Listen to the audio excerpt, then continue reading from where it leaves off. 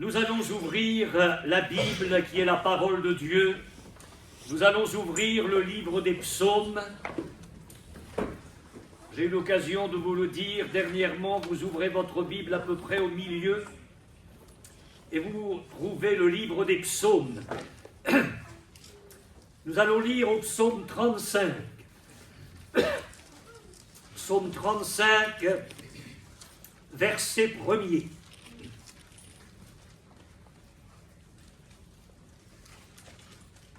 Un psaume qui a été inspiré par le Saint-Esprit à cet homme qui remplit une bonne partie de la Bible et qui s'appelle David. De David. Éternel, défends-moi contre mes adversaires. Combats ceux qui me combattent. Saisis le petit et le grand bouclier, et lève-toi pour me secourir. Brandis la lance et le javelot contre mes persécuteurs. Dis à mon âme, je suis ton salut. Qu'ils soient honteux et confus, ceux qui en veulent à ma vie. Qu'ils reculent et rougissent, ceux qui désirent ma perte. Qu'ils soient comme la balle emportée par le vent, et que l'ange de l'Éternel les chasse. Que leur route soit ténébreuse et glissante, et que l'ange de l'Éternel les poursuive. Car sans cause, ils m'ont tendu leur filet sur une fosse. Sans cause, ils l'ont creusé pour m'ôter la vie. Que la ruine les atteigne à l'improviste, qu'ils soient pris dans le filet qu'ils ont tendu, qu'ils y tombent et périssent. Et mon âme aura de la joie en l'Éternel, de l'allégresse en son salut. Tous mes os diront, Éternel, qui peut comme toi délivrer le malheureux d'un plus fort que lui, le malheureux et le pauvre de celui qui le dépouille. Et nous arrêterons ici notre lecture pour ce soir. Ce texte annonce prophétiquement les souffrances de notre Seigneur Jésus-Christ, le complot dont il a été victime, son arrestation, sa crucifixion. Mais ce n'est pas de cela dont j'aimerais vous parler ce soir. J'aimerais qu'au-delà de ce texte, nous nous préoccupions de David. Parce que David parle aussi en premier lieu de sa situation au moment où cette prière lui est inspirée. Et vous aurez noté dans ces 10 versets que cet homme se trouve dans une situation extrêmement difficile. Je ne sais pas dans quelle situation exacte vous vous trouvez ce soir, mais si votre situation est difficile, il y a dans le message de l'Évangile une bonne nouvelle pour votre cœur en cette soirée. David fait allusion, vous l'avez remarqué dans la lecture, à ses adversaires. Il fait allusion aux conflits dans lesquels il est entraîné. C'est un homme qui est persécuté. On en veut à sa vie. On médite sa perte. On lui tend des pièges pour le faire périr. Et au-delà de cette situation très concrète, pratique, nous pouvons peut-être faire un parallèle avec la situation dans laquelle vous pouvez vous trouver. Parce que, effectivement, à un moment donné ou à un autre de la vie, nous rencontrons toutes sortes de problèmes. Situation physique, situation morale, situation psychique, situation familiale, situation professionnelle. Et là, parfois, on se sent submergé.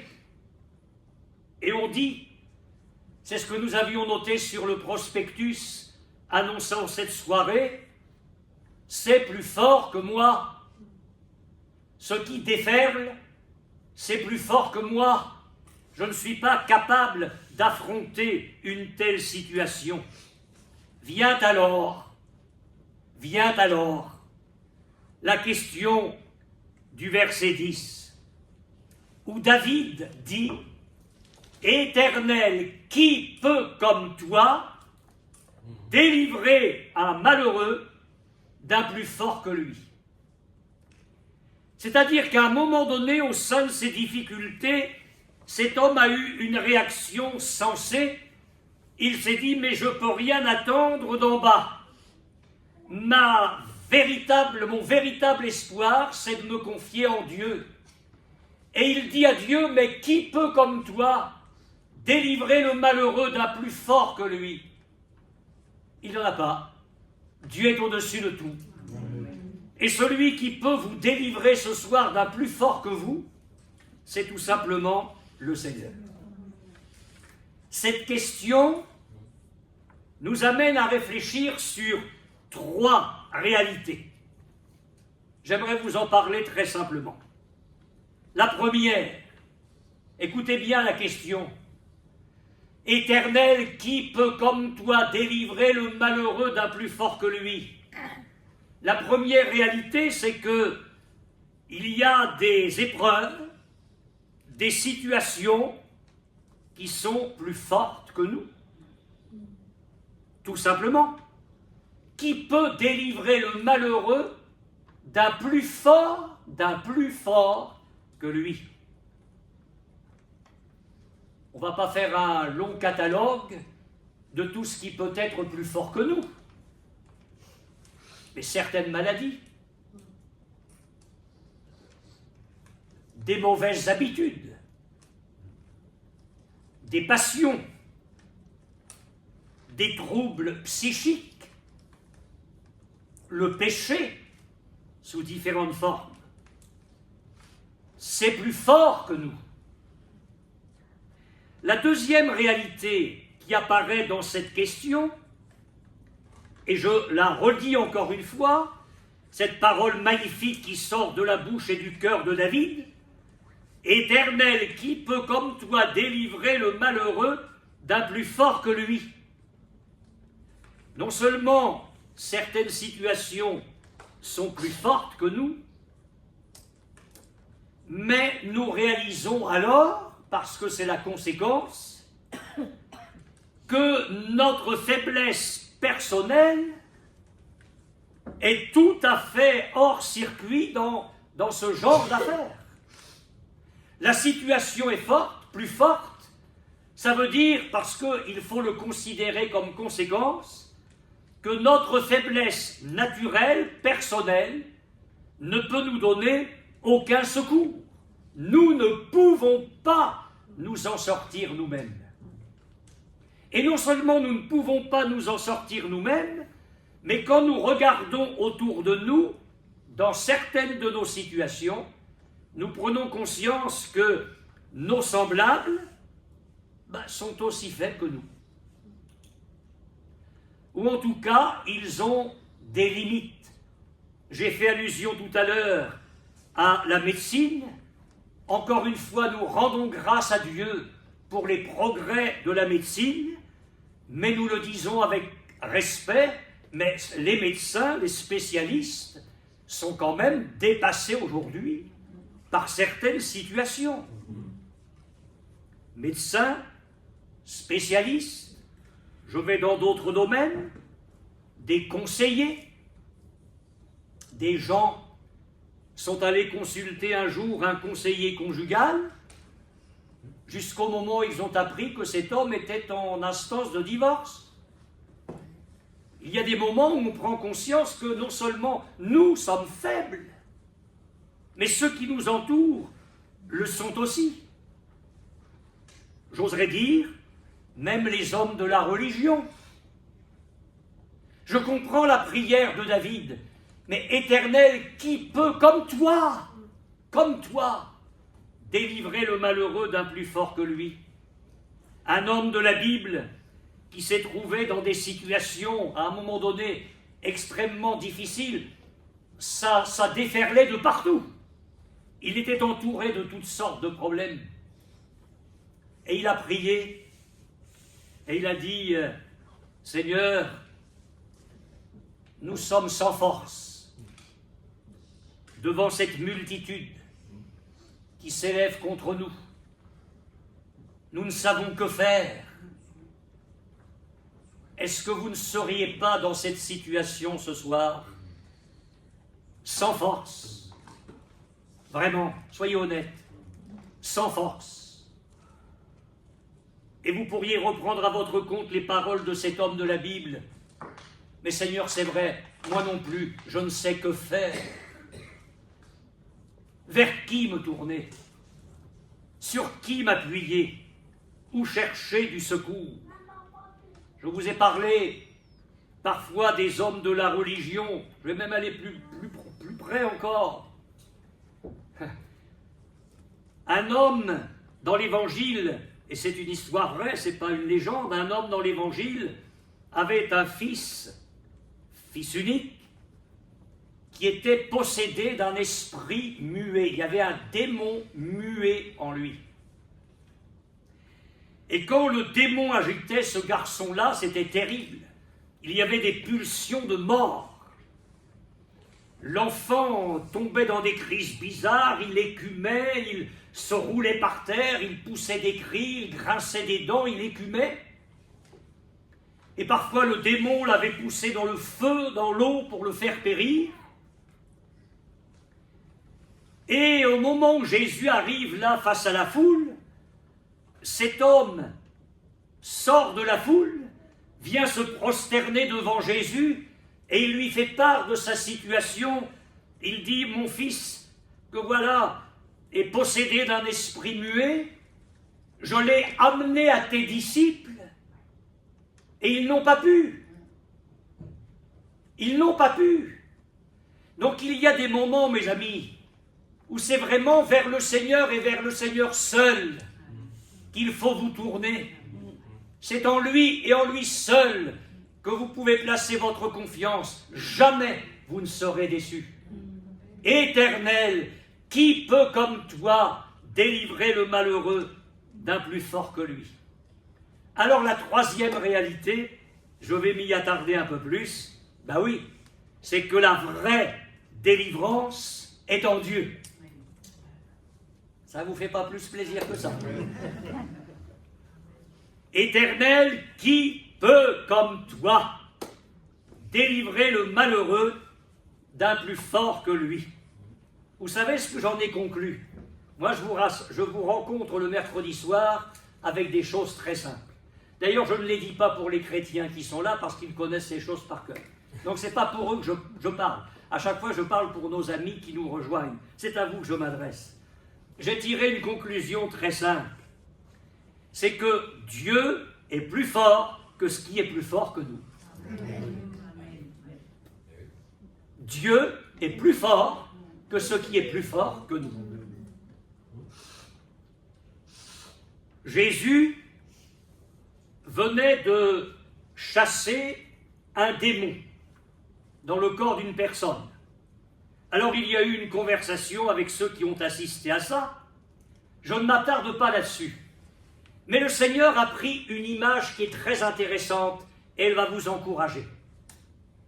Jésus a dit, si un homme fort et bien armé garde sa maison, ce qu'il possède est en sûreté. Vous êtes d'accord avec ça? Jésus nous dit quelque chose qu'on peut comprendre. Mais il ajoute, mais si un plus fort que lui, c'est-à-dire un plus fort que l'homme fort, si un plus fort que lui survient et le dompte, alors il s'empare de ses armes,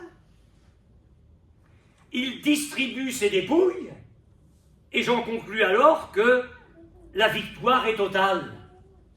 Qu'est-ce qui se passe dans cette image employée par Jésus C'est que dans nos vies, il peut y avoir le sale travail de l'homme fort, le diable,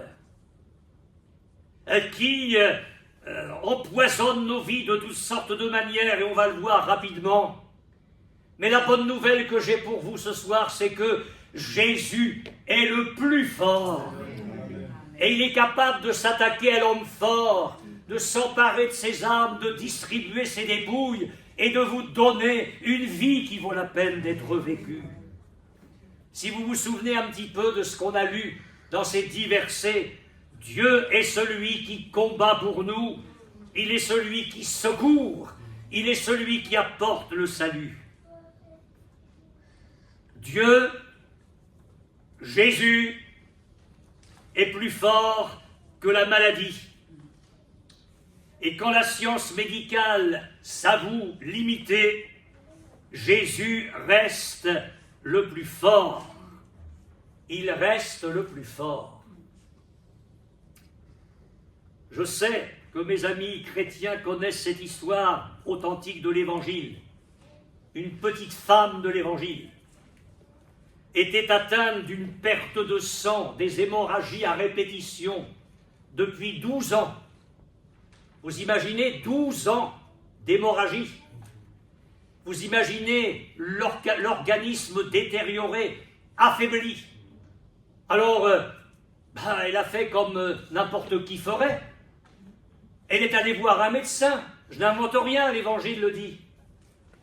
Et certainement qu'elle a eu des traitements qui n'ont rien fait. Alors, elle est allée voir au moins un deuxième médecin qui a prescrit lui aussi un traitement qui n'a rien fait. Elle est certainement allée voir un troisième médecin parce que l'Évangile nous dit qu'elle avait souffert entre les mains de plusieurs médecins sans qu'aucun ait pu la guérir. Et puis un jour, elle entend parler de Jésus. On lui dit, mais voilà ce qui se passe. Partout où Jésus arrive et où les gens ont la foi en lui, même les incurables sont guéris. Et à ce moment-là, la foi vient dans son cœur. Et elle se dit, mais s'il l'a fait pour les autres, il va le faire pour moi. Et il y a quelque chose qui est né dans son cœur de très simple. Elle s'est dit, bon, dans l'état où je suis, je ne vais pas me faire remarquer. Je vais aller dans la foule par derrière, comme ça, incognito. Incognito, je vais m'approcher de lui par derrière et je vais seulement toucher le bord de son vêtement. Et elle n'est pas venue à la réunion avec des peut-être. On verra bien. Si vous saviez comme cela, ça m'afflige. On prie parfois que les gens, vous croyez, j'espère. Mais c'est pas le j'espère. Mais cette femme n'est pas venue à la réunion avec des peut-être. Elle s'est dit, si je peux seulement toucher le bord de son vêtement, je serai guéri. C'est ça la foi. C'est ça qui peut se passer dans un cœur qui vient dans une réunion avec la foi. Alors elle vient, comme ça, discrètement par derrière. Elle s'approche de Jésus, non sans une certaine crainte. Elle touche le bord de son vêtement, c'est pas un geste superstitieux, bizarre, c'est simplement un point d'appui pour sa foi. Et à ce moment-là, mes amis, à ce moment-là, une force quitte le corps de Jésus et pénètre le corps de cette femme. Et instantanément, après 12 ans de maladie incurable, cette femme est guérie. Vous savez pourquoi? Qui peut comme lui délivrer le malheureux d'un plus fort que lui? Eh bien, Jésus le fait. Quand bien même la médecine ne peut pas, quand bien même les traitements sont là pour te prolonger et te laisser espérer, j'ose dire ce soir, parce qu'alors si on ne peut pas dire ça quand on est prédicateur de l'Évangile, qu'est-ce qu'on va prêcher aux gens? J'ose dire que Jésus peut tout, que Jésus est capable d'agir parce qu'il est plus fort que l'homme fort, il est plus fort que la maladie. Il est plus fort que les plus fortes épreuves. Quand nous étions en Haute-Normandie, un jeudi après-midi, une dame est arrivée à la réunion, comme vous ici ce soir. Cette femme travaillait dans un hôpital, elle était bien placée, et elle est venue parce qu'elle avait un problème, une espèce de microbe dans ses mains, dans ses 2 mains. Alors la première fois que c'est arrivé, les paumes des mains ont gonflé, mais gonflé. Et bien sûr, elle souffrait. Et puis à un moment donné, c'était tellement gonflé que les peaux ont craqué Et il y a plein de pus qui est sorti de ses deux mains. Et elle pensait qu'elle était libérée. Sauf que c'est revenu. Est revenu. Alors, comme elle était bien placée à l'hôpital, elle a subi toute une batterie d'examens et on n'a pas trouvé ce qu'elle avait. Elle était voisine d'une chrétienne de notre assemblée et la chrétienne lui a dit « Mais écoute, viens et puis viens écouter l'évangile, Jésus peut te guérir. » Alors elle vient un jeudi après-midi, c'était sa première réunion. Après la prédication, on invite les gens malades à venir pour qu'on leur impose les mains. Elle est venue, je lui ai imposé les mains au nom du Seigneur Jésus. Et vous savez quoi? Elle a été guérie. Elle a été guérie instantanément. Le mal n'est jamais revenu parce que Jésus est plus fort que la maladie. Mais c'est pas tout. Je ne sais pas comment cette femme avait mené ses affaires, mais toujours est-il qu'il y avait des dettes et des dettes qu'elle n'était pas en mesure de rembourser. Et dans une visite que je lui ai faite, elle m'a dit voilà, va y avoir une saisie, un huissier va venir et je vais être saisi de tout.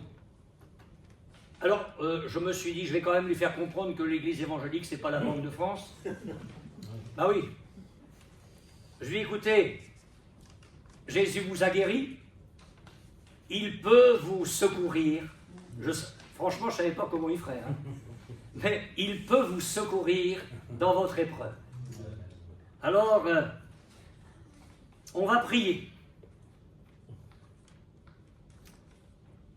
Je crois que les chrétiens ici ne seront pas surpris. Il y avait eu un accident dans la famille dans les courtes années passées. Et ça ne se passe jamais en France avec l'administration, mais le dossier, je n'ai pas été passé en dessous. Elle n'en avait jamais plus entendu parler. Et je ne sais pas comment ça se fait, mais le dossier est revenu au-dessus de la pile. Et puis rapidement, les démarches ont été faites sans qu'elle y mette le petit doigt. Et elle a été indemnisée de cet accident d'une somme non négligeable qui lui a permis de rembourser sa dette.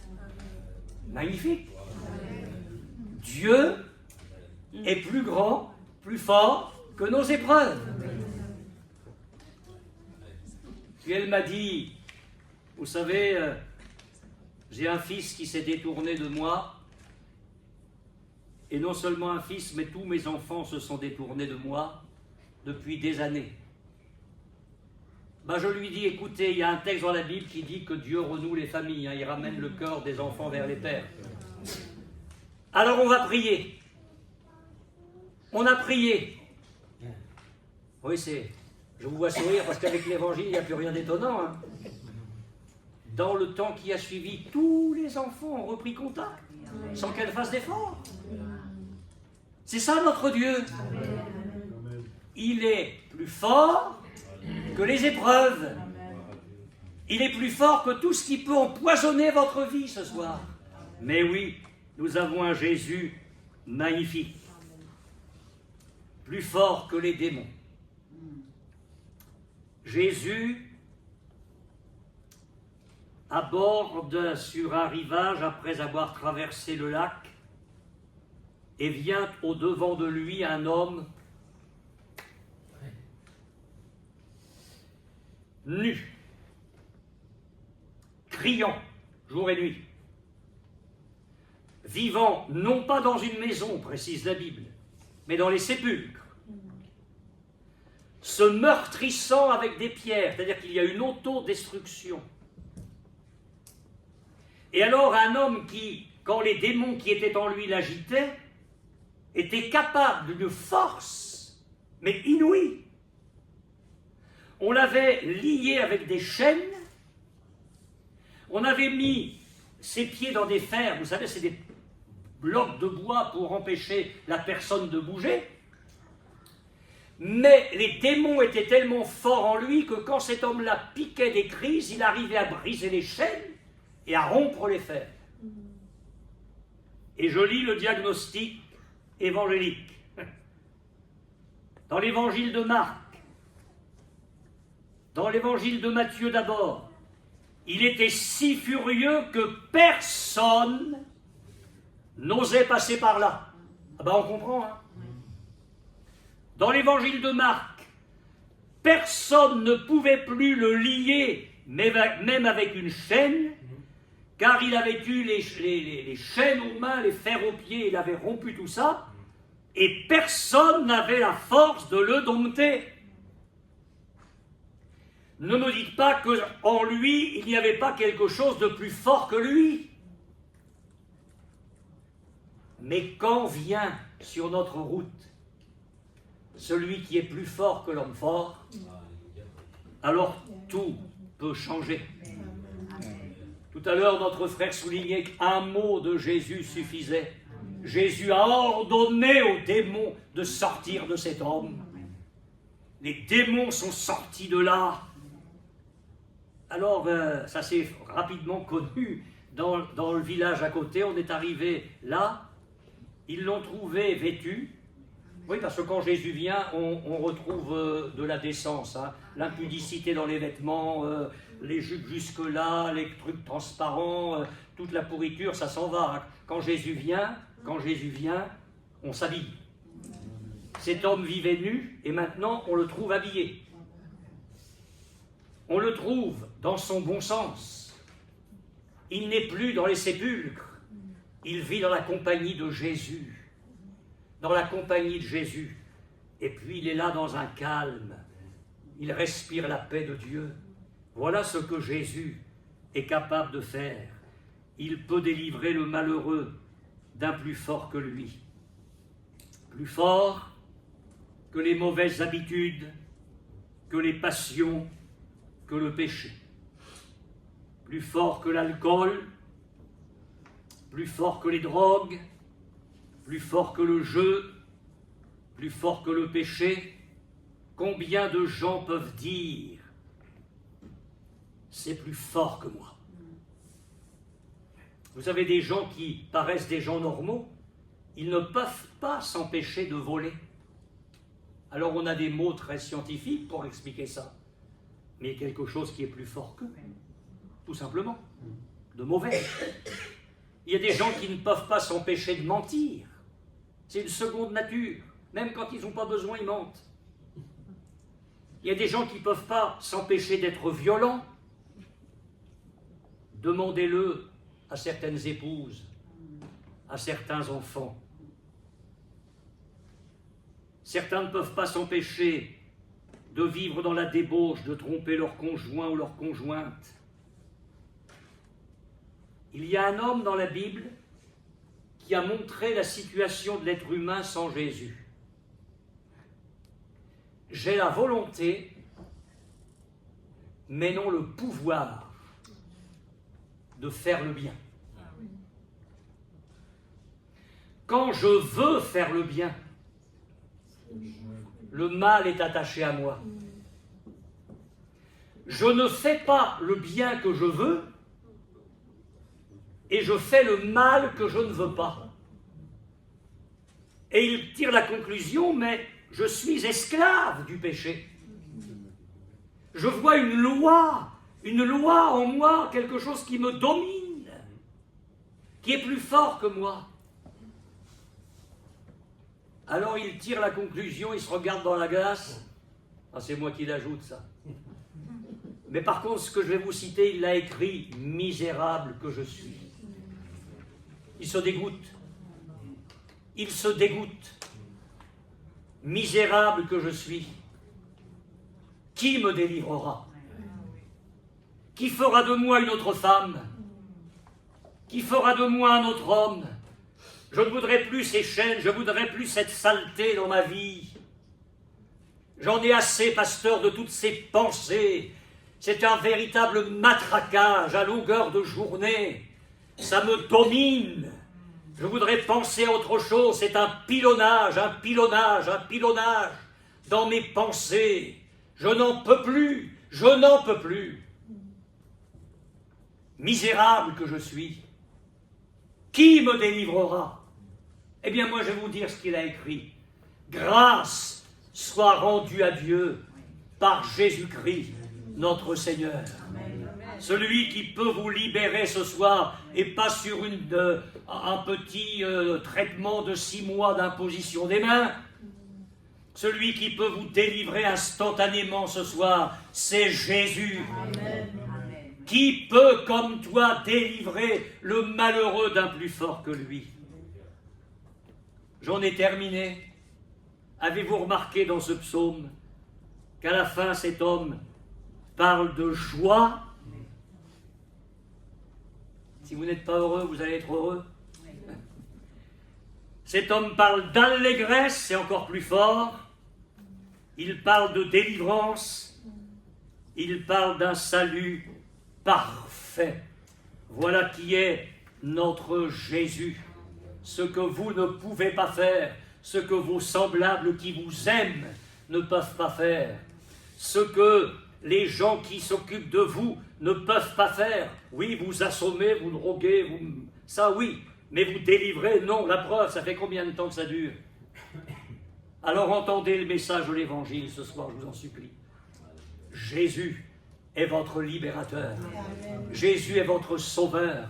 Jésus est celui qui peut pardonner vos péchés, changer votre vie, briser vos chaînes. Il a dit, celui qui vient à moi sera libéré. Si le Fils vous affranchit, a-t-il dit, vous serez réellement libre. J'aimerais que nous prions quelques instants le Seigneur ensemble. Nous avons proclamé ta parole de tout notre cœur, Seigneur. Et ce soir, je veux prier pour que ce message pénètre au plus profond des vies. Tu vois nos amis malades, tu vois nos amis peut-être incurables, tu vois ceux qui sont là avec des épreuves terribles, ceux qui sont là peut-être avec des liens diaboliques, ceux qui sont là victimes de choses qui les dépassent, qui fait d'eux des esclaves. Ils voudraient vivre libres et ils se sentent enchaînés. Je te prie ce soir de les délier. Je te prie ce soir de les affranchir par la puissance divine. Rends-les libres. Seigneur, il y a peut-être ici des adolescents, des jeunes ou des adultes qui voudraient se donner à toi, devenir chrétiens, en disant, moi je veux vivre maintenant avec Jésus. Je veux donner ma vie à Jésus. Je veux abandonner tous mes péchés à ses pieds. Je veux croire dans son pardon. Je veux le recevoir comme le Seigneur de ma vie. Ô Seigneur, entends leurs prières ce soir. Viens à leur secours. Je t'en supplie, aide-les dans cette démarche de foi vers toi. Béni sois-tu pour ce que tu vas faire. Nous allons...